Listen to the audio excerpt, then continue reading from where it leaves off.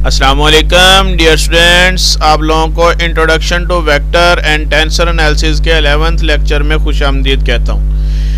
आज जो कुछ हम डिस्कस करेंगे सारा वेक्टर एनालिसिस की शाम्स आउटलाइन की बुक में से करेंगे।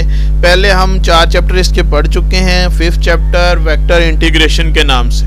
सबसे पहले ऑर्डिनरी इंटीग्रेशन क्या होती है या वेक्टर इंटीग्रेशन क्या होती है। ऑर्डिनरी इंटीग्रल्स ऑफ वेक्टर, अगर हमारे पास कोई भी वेक्टर हो r ऑफ u जो के बराबर है r1 of u i plus r2 of u j plus r3 of u k के बराबर है। ये सारे का सारा वेक्टर है। यहाँ पे be a vector depending on a single scalar variable u।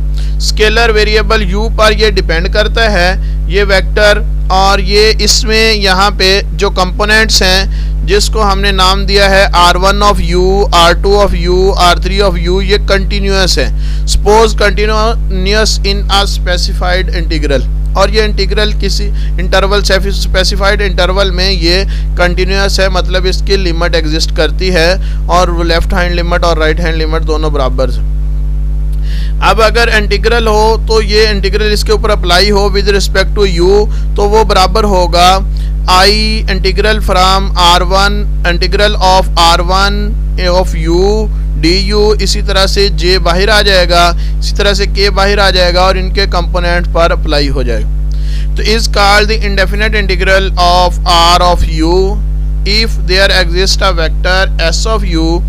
अगर हमारे पास कोई भी वेक्टर s ऑफ u हो जो कि इस तरह का है कि अगर इसका डेरिवेटिव लिया जाए तो वो r ऑफ u के बराबर आ जाए, तो ऐसे वेक्टर के ऊपर अगर इंटीग्रल अप्लाई किया जाएगा तो वो हमारे पास इंटीग्रल और इसी तरह से डेरिवेटिव दोनों अप्लाई होंगे, तो वो s ऑफ u अकेला आंसर आ जाएगा, प्लस c कांस्टेंट आ जाएगा। तो where c is an arbitrary constant, तो ये आर्बिट्रेरी कांस्टेंट है, वेक्टर इंडिपेंडेंट ऑफ u है, ये u पर डिपेंड नहीं कर रहा। इसी तरह से डेफिनेट इंटीग्रल के लिए अगर हमारे पास लिमिट हो u is equal to a से u is equal to b, can in such a case we can write as a to b integral r of u du। तो ये कुछ ऐसे आ जाएगा a से b d टू du, यानी कि ये डेरिवेटिव अप्लाई होगा और साथ ही इंटीग्रल अप्लाई होगा। तो ये a से b लिमिट अप्लाई हो जाएगी और प्लस c इसी तरह से ये s ऑफ u रह जाएगा। लिमिट अप्लाई हुई s of b minus s of a, इसको हम डेफिनेट इंटीग्रल कहते हैं। तो ये एक सम की शक्ल में भी इसी तरह से डिफाइन किया जा सकता है डेफिनेट इंटीग्रल। एक एग्जांपल देखते हैं इसकी।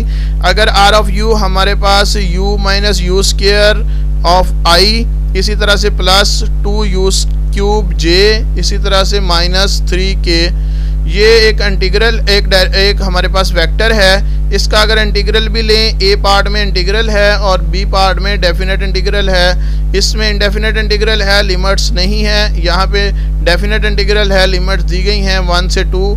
इसको अप्लाई करेंगे, इसके ऊपर सबसे इंटीग्रल r ऑफ u, इसके ऊपर इंटीग्रल अप्लाई होगा, हर कंपोनेंट्स के ऊपर इंटीग्रल अप्लाई हो जाएंगे। हर एक के ऊपर अप्लाई हुआ तो ये हर एक के ऊपर अप्लाई होगा तो i बाहर आ जाएगा। तो u के ऊपर अप्लाई हुआ इंटीग्रल तो u स्क्वायर डिवाइडेड बाई 2 बना दिया उसको। u क्यूब u स्क्वायर के ऊपर अप्लाई हुआ u क्यूब डिवाइडेड बाई 3 बना दिया उसको। तो इस तरह से इंटीग्रल अप्लाई करके सम करेंगे, सिंप्लीफाई करेंगे, और ये हमारे पास हर एक का इसी तरह c1i आ जाएगा, c2i आ जाएगा, c3i आ जाएगा। ये एक वेक्टर बन जाएगा, c1i plus c2j plus c3k, ये कांस्टेंट वेक्टर बन गया। Where c is a constant vector, और बाकी सारे ith कंपोनेंट को अलहदा कर देंगे, j कंपोनेंट को अलहदा कर देंगे, k कंपोनेंट को अलहदा कर देंगे। ये हमारे पास इनडेफिनेट इंटीग्रल का सलूशन आ गया। इसके बाद अगर डेफिनेट इंटीग्रल का सलूशन देखें 1 to 2, बाकी इंटीग्रल वैसे अप्लाई होगा। 1 to 2 लिमिट अप्लाई कर देंगे, पहले 2 पुट कर देंगे अपर लिमिट पहले माइनस लोअर लिमिट, इसके अंदर पुट के सिंप्लीफाई किया, ये आंसर आ गया। अब इसके बाद जो मेन चीज़ें हैं, 3 चीज़ें हैं इस चैप्टर में। सबसे पहले लाइन इंटीग्रल, फिर सरफेस इंटीग्रल और इसी तरह से वॉल्यूम इंटीग्रल। लाइन इंटीग्रल क्या होता है? अगर vector r of u is equal to x of u i plus y of u j, इसी तरह से z ऑफ u k है, तो इसके ऊपर अगर हम इंटीग्रल अप्लाई करें लाइन इंटीग्रल ऐसी कर्व सी के लिहाज से होगा जो ए से बी कर्व है, और ए क्या है, उसी के ऊपर u के ऊपर u is equal to u1 पर है a पॉइंट, और इसी तरह से u is equal to u2 पर है b पॉइंट। तो अगर हम इंटीग्रल लें a से b, ये a से b कर लेंगे, ये b से लिखा गया गलती से, तो ये a वेक्टर के ऊपर a of x y z, तो ये इज इक्वल टू आ जाएगा a1i plus a2j plus a3k। तो इसके ऊपर जो लाइन इंटीग्रल होगा वो इज इक्वल टू होगा integral from a to b a dot dr, यानी कि जो पोजीशन वेक्टर था उसका डेरिवेटिव का डॉट प्रोडक्ट लेंगे a के साथ, a वेक्टर के साथ। तो ये डॉट प्रोडक्ट लेंगे तो इसका मतलब है ith कंपोनेंट i से मल्टीप्लाई हो जाएंगे jth के साथ, और इसी तरह kth कंपोनेंट kth के साथ मल्टीप्लाई हो जाएंगे। तो ये लाइन इंटीग्रल कहलाएगा। अब इसको फिजिकली देखते हैं कैसा होता है लाइन इंटीग्रल।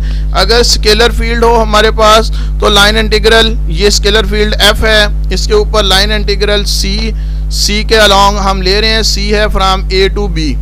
अब ये स्केलर फील्ड कुछ ऐसा था जो ये नज़र आ रहा है, और इसी तरह से लाइन जो ये ब्लू वाली लाइन थी a से b, अब ये c के ऊपर, अब ये एरिया अंडर द कर्व जितना भी है ये ब्लू लाइन के अंडर एरिया है, ये इंटीग्रल कहलाएगा along a scalar field, scalar field के लिहाज से ये कहलाएगा, और ये कर्व के लिहाज से है। तो इसी तरह से अगर वेक्टर फील्ड हो तो ये वेक्टर फील्ड है, f वेक्टर फील्ड है, तो ये सारे वेक्टर्स हैं इसमें, अलोंग कर्व c ले रहे हैं a से b, तो ये इसके ऊपर r वेक्टर ड्रा किया। अब r के लिहाज से f पर, यानी कि f के वैल्यूज़ ब्लू वाले कुछ इधर थी, तो इसी तरह से इसके ऊपर कितना एरिया आ रहा है, ये इतना आ रहा है, तो उसके लिहाज से r के ऊपर एरिया देखते चले जाएंगे f के लिहाज से, तो ये सारे का सारा एरिया बन जाएगा। ये ग्रीन के अंडर जितना भी एरिया आएगा इसको हम कहेंगे कि ये लाइन इंटीग्रल है अलोंग अ वेक्टर फील्ड के लिहाज से अलोंग कर्व c। तो ये along curve c f of r dr, ये f r का लाइन इंटीग्रल है। दोबारा देखते हैं, ये f था वेक्टर फील्ड, ये कर्व है a से b, ये r है पोजीशन वेक्टर का डेरिवेटिव मतलब जो हमारे पास उसका टेंजेंट होता है। तो ये टेंजेंट है, इसके ऊपर देखते चले जाएंगे कितना एरिया आता जा रहा है, तो ये जहाँ जहाँ से ये घूमता जा रहा है, f जैसे जैसे चेंज होता जा रहा है उसके लिहाज से, उसके पिन के लिहाज से जितना इसके ऊपर एरिया आ रहा है, तो ये सारा का सारा काउंट कर लेंगे, तो ये f of r dot D are कहलाएगा। तो इसको सिंप्लीफाई करके कुछ इस तरह से लिखा जा सकता है। तो अब इसकी एक एग्जांपल देखते हैं जिससे बात और क्लियर हो जाएगी। a है, a वेक्टर दिया गया है जो कि बराबर है 3x² प्लस 6y, और ये ith कंपोनेंट है माइनस 14yz, jth कंपोनेंट है प्लस 20xz², ये kth कंपोनेंट है। एवेलुएट इंटीग्रल, यानी कि integral along curve c a dot D are मालूम करना है। अगर यहाँ पे ये ना भी लिखा जाता, ये कह दिया जाता find line integral along c, तो ये भी बात बिल्कुल ठीक थी। तो ये हमारे पास c है from 111 to 111, 0002 111 along the following path, c के लिहाज से है। a में पाथ दिया गया है जो कि x is equal to T, y is equal to T square और z is equal to T cube. इसी तरह से दूसरा है स्ट्रेट लाइंस हैं फ्राम 0002 टू 100, और इसी तरह से 100 से 112, और इसी तरह से 110 से 110 से इसी तरह से 111।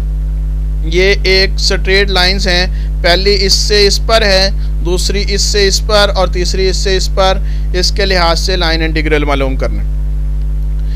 तीसरा स्ट्रेट लाइन है जो ज्वाइन करती है 000 से 111 की तरफ ज्वाइन करती है। तो इस तरह देखना है। सबसे पहले ए पार्ट में देखते हैं, ये सारे का सारा क्वेश्चन वैसे का वैसे ही ए पार्ट में। अब सबसे पहले integral A dot D R हम मालूम कर लें। ए भी गिवन है, डी आर जो पोजीशन वेक्टर है, D X D Y D Z के लिहाज से देख लेंगे, D X I plus D Y J plus D Z K, ये डी आर हो गया। इसका डॉट प्रोडक्ट लेंगे, ith कंपोनेंट i से मल्टीप्लाई हो जाएगा जे से, और इसी तरह kth कंपोनेंट k से मल्टीप्लाई हो जाएगा। इसको सिंप्लीफाई किया, डी जी डी एक्स के कंपोनेंट अलहदा कर दिए, डी वाई के डी जी के कुछ इस तरह से आ जाएंगे। अब ये हमारे पास कर्व दी गई है, जो कर्व जो सी पाथ दिया गया है उसके लिहाज से हम इसके ऊपर पॉइंट्स पुट करेंगे। 0 0 पुट किया तो x इज इक्वल टू 0, जो x की जगह पे 0 पुट किया तो t 0 आ जाएगा, y की जगह पे 0 पुट किया t square is equal to 0 आ जाएगा, तो t 0 आ गया। z की जगह पे 0 पुट करेंगे, t cube is equal to 0, तो ये भी 0 आ गया। यानी कि इसका मतलब पहले पॉइंट के लिहाज से वैल्यू t की 0 आ गई। 1 1 1 पुट करेंगे, t की वैल्यू 1 आ जाएगी। तो अब इसका का मतलब है, अगर integral along C A dot D R को हम लिख सकते हैं 0 to t is equal to 0 to 1 integral along D T, यानी कि जहाँ जहाँ x था वहाँ t पुट कर दिया, जहाँ y था t स्क्वायर पुट कर दिया, जहाँ z था वहाँ t क्यूब पुट कर दिया। और इसी तरह से पुट करने के बाद dt, जहाँ dx था वहाँ पे हम dt पुट कर देंगे, जहाँ d हमारे पास dy था dt स्क्वायर पुट कर देंगे, जहाँ dz था dt क्यूब पुट कर देंगे। इसको सिंप्लीफाई किया, इंटीग्रल लिया अलोंग दिस 0 टू 1 इंटीग्रल लिया, पुट किया, वैल्यू 5 आ जाएगी। तो इस तरह से ये पहला पार्ट इसका एग्जाम्पल का। इसी तरह से दूसरा पार्ट, अगर हमारे पास 0 0 0 से 1 0 0 की तरफ एक लाइन हो, इसके लिहाज से भी मालूम करो कहता है, और 1 0 0 से 1 1 0 पर हो, इसके लिहाज से भी मालूम करो, और 1 1 0 से 1 1 1 की तरफ एक लाइन हो तो इसको भी मालूम करो। तो इसके लिए क्या हम काम करेंगे, सबसे पहले हम ये मालूम करेंगे y की वैल्यू, z की वैल्यू, और इसी तरह से x की वैल्यूज़ क्या होंगी। अब यहाँ पे देखें, पहला पॉइंट है 0 0 0 से 1 0 0 की तरफ। अब इसमें देखें पहली वैल्यू तो चेंज हो रही है, 0 से 1 चेंज हो रही है, लेकिन दूसरी दोनों वैल्यू y की भी और z की वैल्यू फिक्स हैं। y की वैल्यू 0 है, इसी तरह से z की वैल्यू भी दोनों में 0 है।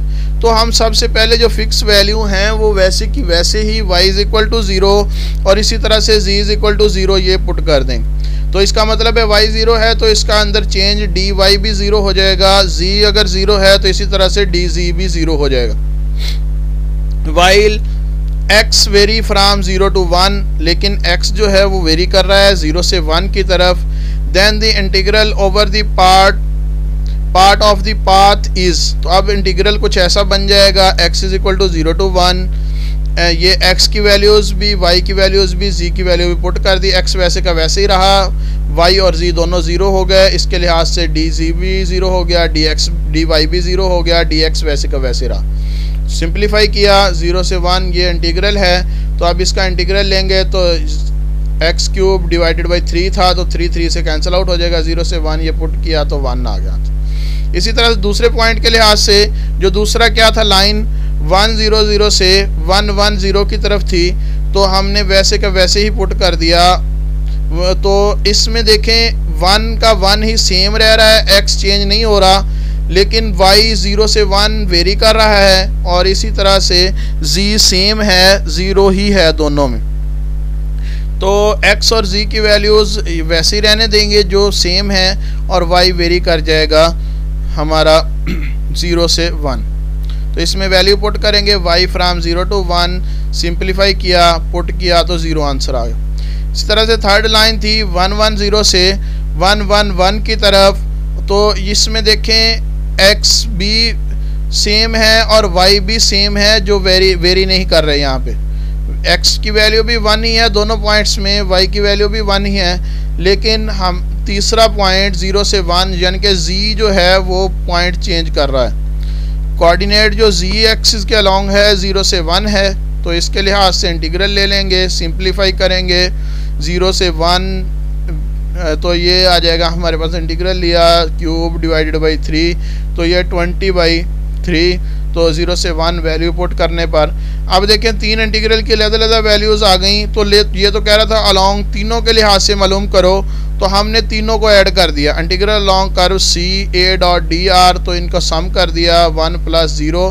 पहले में हम जो वैल्यूज़ आई थी वो 1 थी, दूसरे में 0 आई थी, इसी तरह से तीसरे में हमारे पास 20/3 आई थी। इन तीनों को ऐड किया तो ये हमारे पास 23/3 आंसर आ गया।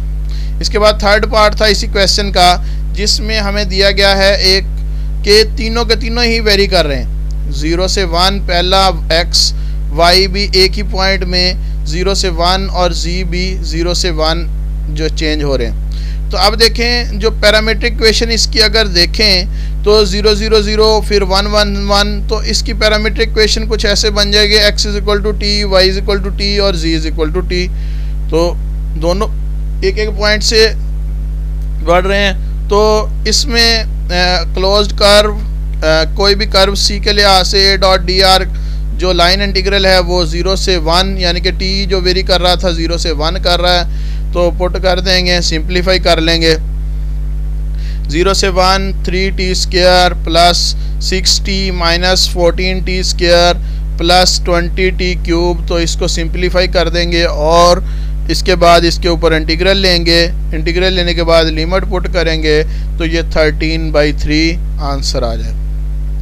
तो अब आप लोगों के ज़िम्मे है कुछ क्वेश्चंस, तो 1 से लेकर 5 6 तक ये जो क्वेश्चन है इंटीग्रल के हैं। 1 से लेकर 16 आपने सारे क्वेश्चन करने हैं और ये चैप्टर नंबर 5 के हैं। पेज नंबर 91 से 101 पर ये लाई करते हैं। आज तक के लिए इतना ही। थैंक्स एंड अल्लाह हाफिज़।